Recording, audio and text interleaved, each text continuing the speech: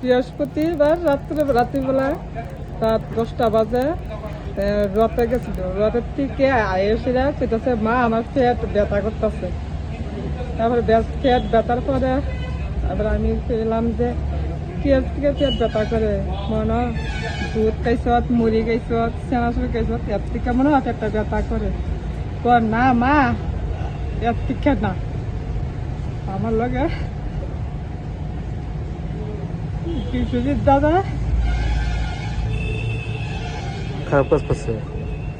আমার লগে বিশ্বজিৎ দাদা মনে মনে অবস্থা করছে। তারপর আমি কইলাম যে তুই দাদার তোর বদির কাছে থাকে না।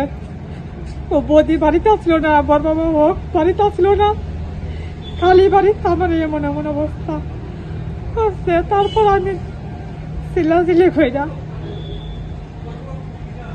চিল্লি দিছি করে আবার কইছে যে কেউর কাছে যেমন না কো তো মা বাবার কাছেও কইবি না। কে কইছে এই কথাটা? না বিশ্বজিৎ নন্দী আমার মেয়েরে কইছে। আচ্ছা, এই কারণে ডরে আর প্রকাশ করছে না। তারপর থানাতে কবে জানাইছেন? পাড়াতে জানাইছি কালকে রাত্রিবেলা। পুলিশকে অ্যারেস্ট করছে? হ্যাঁ, পুলিশ অ্যারেস্ট করে আনছে।